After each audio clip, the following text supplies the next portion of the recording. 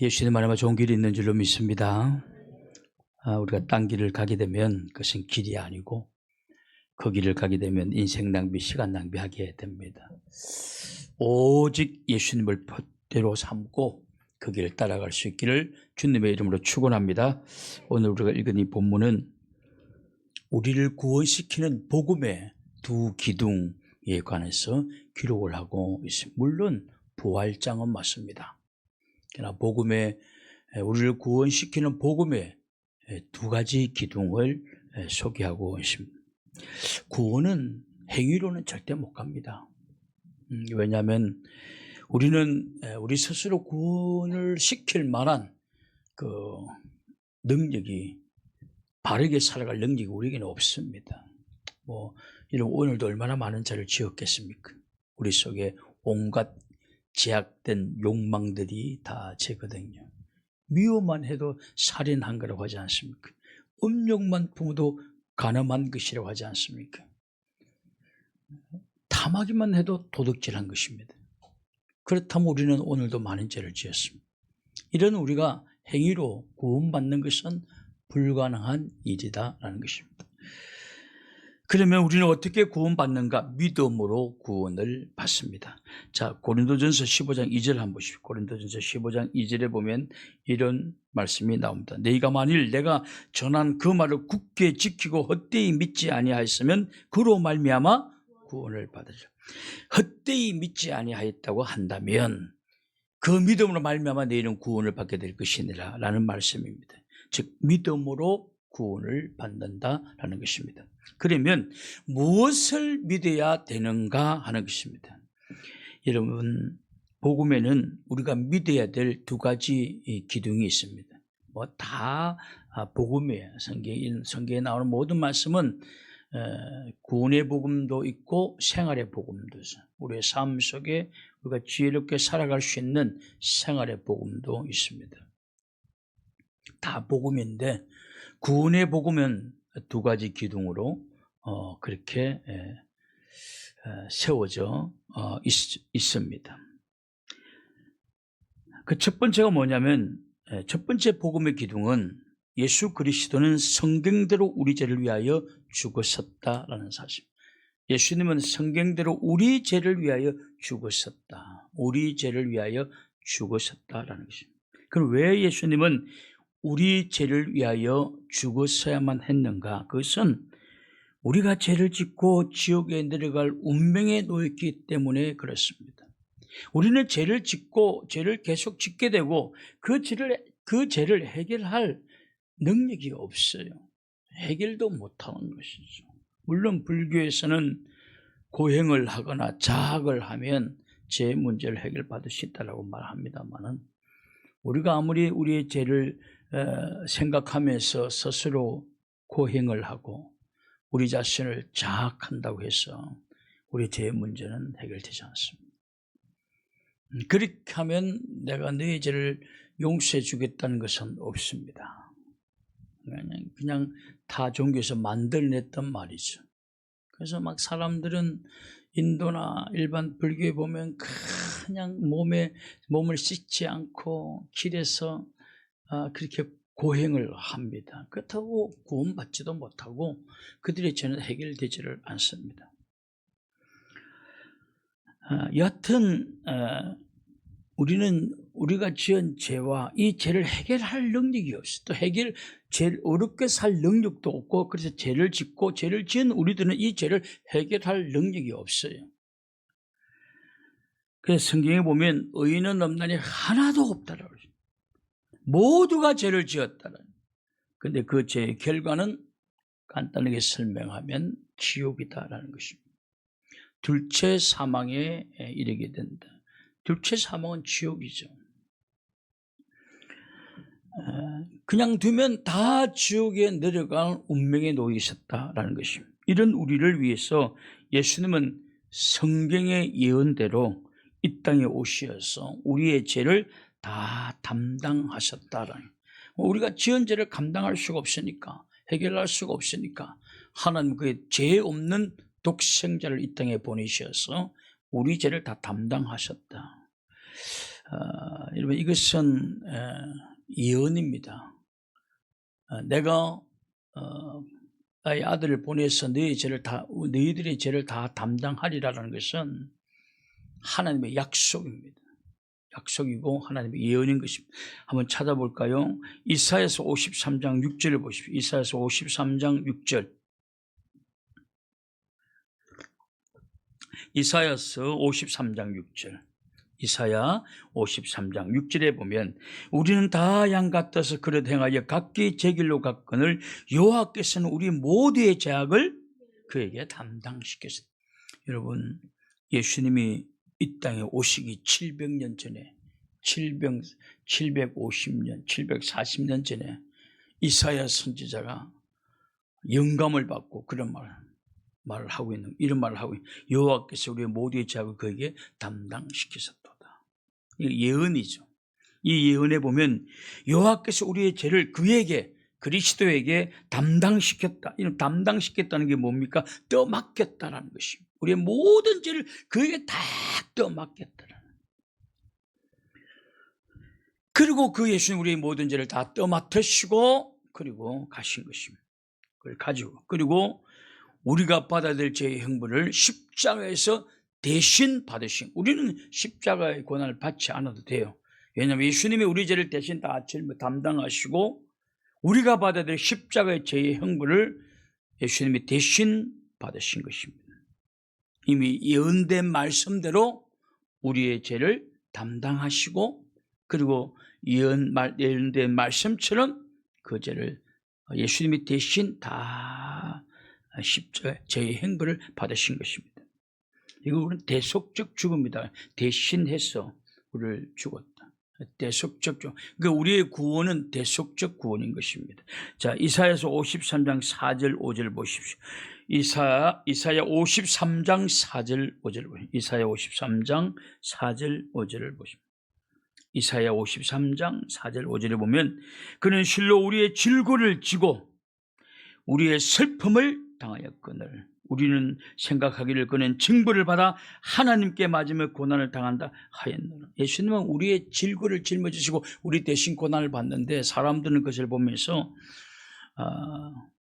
징벌을 자기 죄 때문에 자기에게 징벌을 받는다고 오해를 했던 거예요. 예를 들면 우리가 어떤 의인도 하나님의 뜻에 의해서 징벌을 받을 때도 병들 때도 있고 실패할 때도 있습니다. 근데 그가 죄를 지어서 저런 모이다 그럼 하면 안 돼. 함부로 그렇게 하면 되지 않습니다.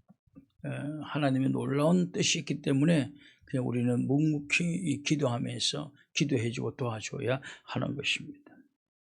여하튼 우리는 생각하기를 그는 징벌을 받아 하나님께 맞으며 고난을 당한다 하였다. 그가 찔림은 우리의 허물 때문이요 그가 상함은 우리의 죄악. 이건데 너희들이 왜 그가 징벌을 받는다고 하느냐?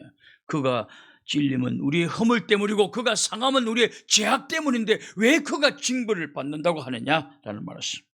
우리는 그가 징계를 받음으로 우리는 평화를 누리고 그가 채찍에 맞음으로 우리는 나음을 받았도다. 읽은 9절에 보면 예수님은 우리의 질고를 지고 우리의 모든 고통과 질병을 모든 죄악의 질고를 짊어지고 우리 대신 찔리시고 우리 대신 상했다라는 것이죠. 예수님 오시기 700년 전에 이사야 선지자가 예언을 한 것이죠. 그래서 이렇게 표현하고 있는 것입니다. 그가 찔림은 우리의 허물 때문이요 그가 상함은 우리의 죄악 때문이라. 우리의 죄를 담당하시고는 우리가 받아야 될 행보를 대신 다 받으신 것입니다.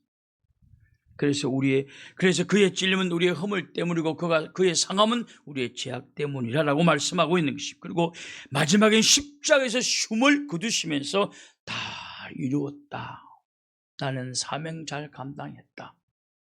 내가 이 땅에 온 사명을 잘 감당했다. 그렇게 말하고 있는 것입니다. 여러분, 우리는 나에게 준 사명을 잘 감당하셔야 돼요. 그래서 제가 목사님을 이렇게 가끔 만나 어떤 목사님은 그렇게 괴로워한대요. 너무 괴롭다는 거 자기가. 제가 아는 목사님은 어떤 분은 굉장히 학교 다닐 때 공부도 잘했고 생기기도 잘생겼는데 여하튼 여러 가지 문제로 말미암아 목회를 중간에 중단을 했어요. 그러니까 조기 은퇴를 한 거죠. 이제 주님 앞에 이제 설날이 가까이 오게 되니까, 나이가 또 되니까, 너무나 꿈자리가 사나울 정도로 괴롭다는 거예요. 나는 하나님의 부르심 앞에 실패한 자다. 제가 그랬어요. 그런 참소는 마귀가 하는 참소야. 하나님은 참소하지 않아. 그건 마귀가 하는 참소. 마귀들이 하는 소리. 예수님을 마귀를 쫓아내고 다 잊어버리고 이제는 하나님 앞에 우리가 경건한 모습으로 살아가고 그 기회가 주어지면 또 복음도 전하고 그런 삶을 살아야 되지 않겠느냐 그렇게 했어요. 알면서도 자꾸 알면서 다 안 돼. 그런데도 괴롭다라는 것이. 그럼에도 여러분 이 부르심 여러분 나중에 다 후회돼요. 내가 직접 만든 것 다 하나님의 부르심이에요. 충성하셔야 돼요. 나중에 후회한다는 것입니다. 여하튼 예수님은 우리의 죄를 다 담당하시고 예언대로 우리 죄를 다 담당하시고 우리가 받을 죄의 형벌을 십자가에서 대신 다 받았습니다. 이것이 사실이라고 한다면 우리 죄를 청산해 주시고 우리를 지옥에서 구원해 주신 분은 누구십니까? 예수 그리스도죠. 그래서 우리는 예수님을 나의 구원자라고 말씀하고 있는 것입니다. 또는 구세주라고 말씀하고 있는 것입니다. 이처럼 예수님의 죽음은 결국 누구의 죽음입니까? 예수님의 죽으심은 결국 누구의 죽음입니까? 내가 죽어야 할 곳에 내가 행벌받고 죽어야 할 곳에 예수님이 대신 죽었기 때문에 예수님의 죽으심은 결국 누구의 죽음입니까? 나의 죽음으로 여기준다는 하나님은 죄 없는 독생자를 십자가에 못 박아 죽이면서 이건 너 대신 죽는 것이다. 그러면 네가 죽은 것이다 라고 말하고 있는 것입니다. 내가 죽은 것이 십자가에서 예수님이 못 박혀 죽은 것을 보면서 불쌍하다 그렇게 생각하는 게 내가 죽은 것이 내가 십자가에 내가 죽은 것입니다. 예수님이 우리 대신 죽었기 때문에 내가 죽은 것이에요. 사실은. 그러면 예수님의 죽음은 곧 나의 죽음. 하나님 그렇게 그의 독생자들을 우리의 죄를 담당시키시고 십자가에 죽이시고 난 다음에 네가 행벌을 받았다고 여겨주겠다라는 것입니다. 예수님 받은 것을 네가 받은 걸로 내가 하겠다라는 것입니다. 그런데 우리 죄를 짊어지시고 대신 행벌 받으신 이 예수님은 죽은 지 3일 만에 부활하셨다. 성경대로 부활하셨다. 성경이 이렇게 표현하고 있습니다. 자, 오늘 본문 3절 4절을 보십시오. 3절 4절을 한번 보십시오.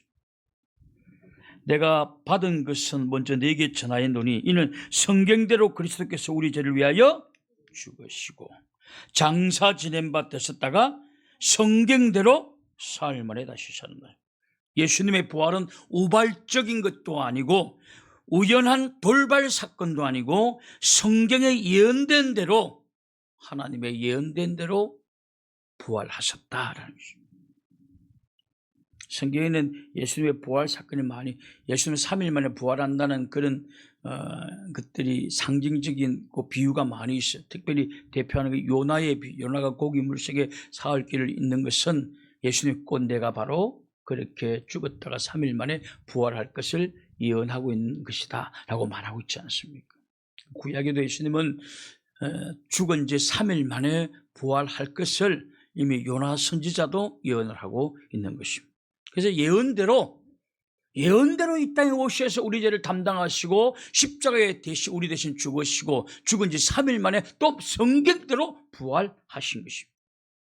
그리고 이 예수님의 부활은 엄밀하게 이루어진 것도 아니고 오늘 본문 고린도전서 15장 5절에 보면 게바에게와 12사도 12제자들에게 보이시고 6절에 보면 500여 형제에게 보이시고 7절에 보면 야고보에게 보이시고 8절에 보면 바울 사도에게도 보이셨느니라. 예수님의 부활은 엄밀한 곳에서 엄밀하게 이루어진 사건이 아니라 공개적인 사건이에요.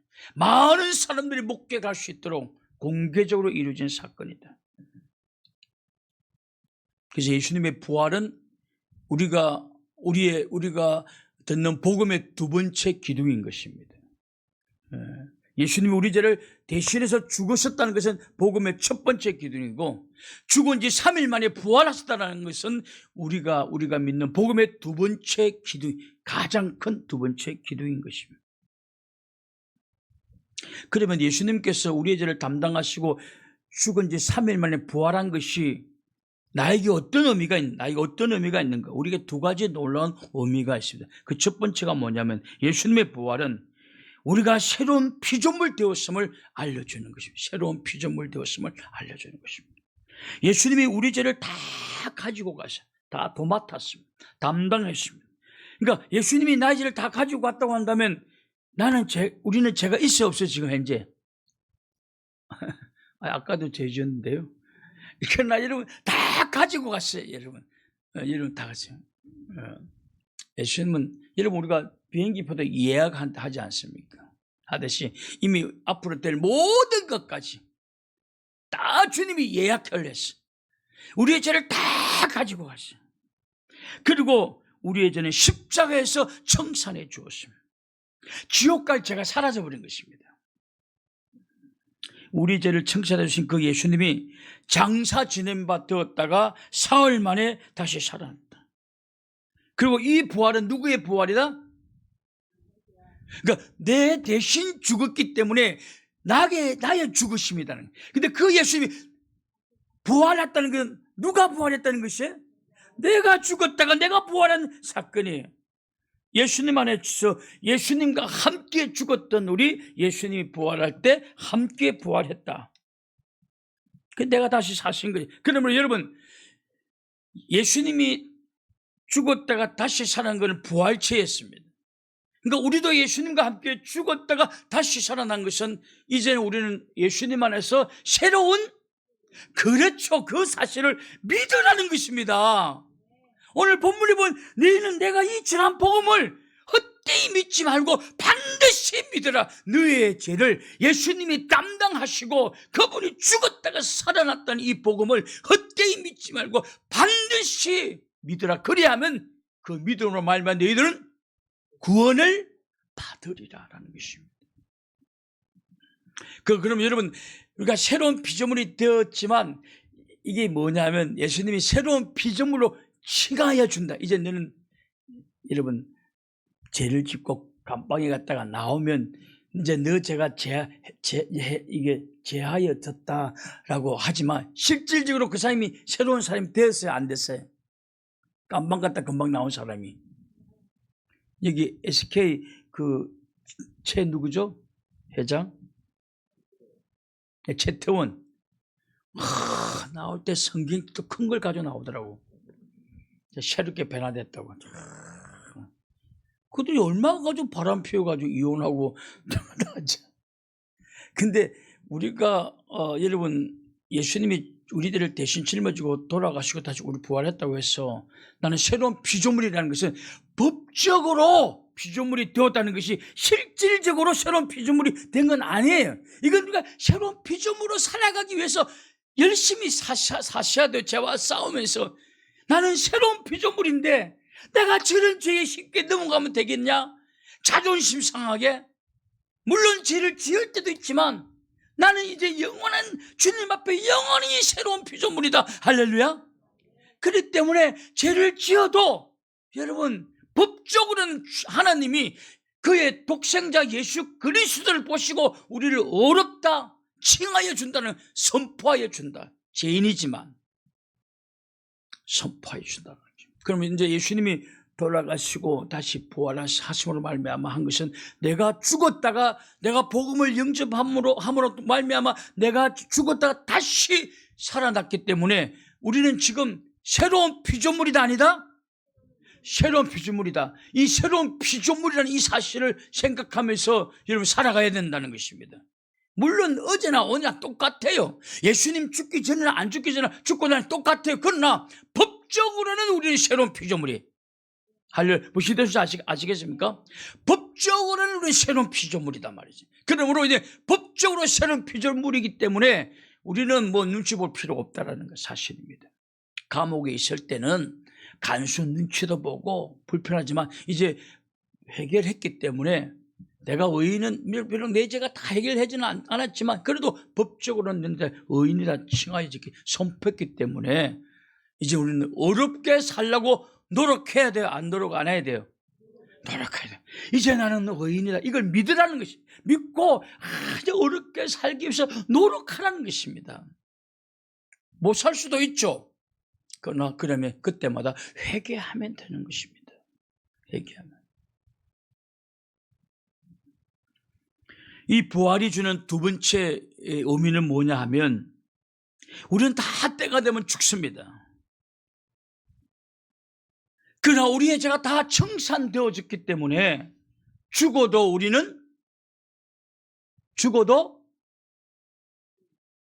부활한다는 부활을 못 믿습니까? 여러분 결국 우리는 다 죽습니다. 다 죽습니다. 이걸 여러분 어떤 신학자는 이렇게 표현 맹학성과 모호성이라고. 이 발음 참 힘들어. 여러분들이 쉽게 할 수 있는 발음을 저는 너무 힘들어요.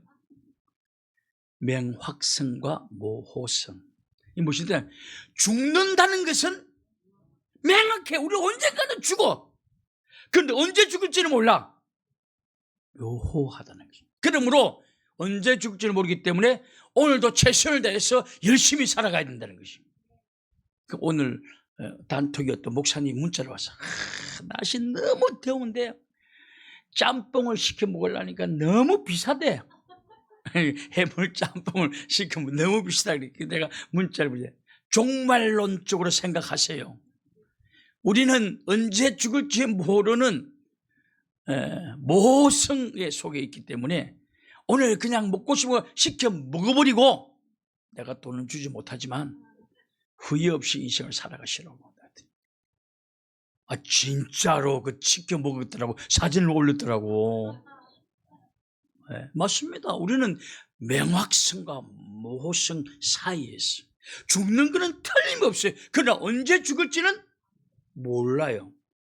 그러나 전쟁가 죽게 되겠죠. 그렇기 때문에 여러분 종말론적인 삶을 사셔야 돼요. 하고 싶은 거 있으면 하십시오. 죄는 짓지 말고 하고 싶은 거 있으면 하십시오. 내가 빨리 죽을 것 같은데 이 집사님 줘서 맨날 물어봐. 하고 싶은 게 뭐예요? 나한테 말해주세요. 내가 하고 싶은 게 없어요. 별로. 오래 살 건가? 그러나 여러분 여하튼 우리의 죄는 다 언제 죽을지 모르지만 이미 예수님께서 우리들을 다 청산하셨기 때문에 우리는 죽지만 다시 부활하신다는 사실입니다. 할렐루야. 이 부활을 생각하면서 여러분 힘있게 살아가시기를 바랍니다. 용기 있게 살아가시기를 바랍니다. 복음을 확실히 믿고 예수님이 우리 죄를 대신 담당하시고 우리들을 예수님이 씻어주셨다. 할렐루야. 그리고 그 예수님이 3일 만에 부활하심으로 말미암아 너는 이 땅에 살 동안은 새로운 피조물로 좀 살아가고 때가 되어 죽더라도 너는 주님 예수님처럼 다시 부활하기 때문에 너무 걱정하지 말아라. 그러므로 후회하지 말고 짬뽕이 먹고 싶으면 짬뽕 시켜라. 오늘 여러분 집에 가서 먹고 싶은 거 시켜 드십시오. 부활해서 다 하늘나라에서 만날 수 있기를 주님의 이름으로 축원합니다. 기도하겠습니다. 그러고하신 하나님 아버지, 우리들에게 복음을 듣게 하시고 하나님의 자녀로 삼아 주심을 감사합니다. 하나님, 죽는 것은 분명하지만 언제 죽을지 모르기 때문에 늘 깨어있는 마음으로 주님 앞에 충성하고 헌신하면서 살아갈 수 있도록 주여 도와 주시옵소서. 예수님의 이름으로 기도를 올립니다. 아멘.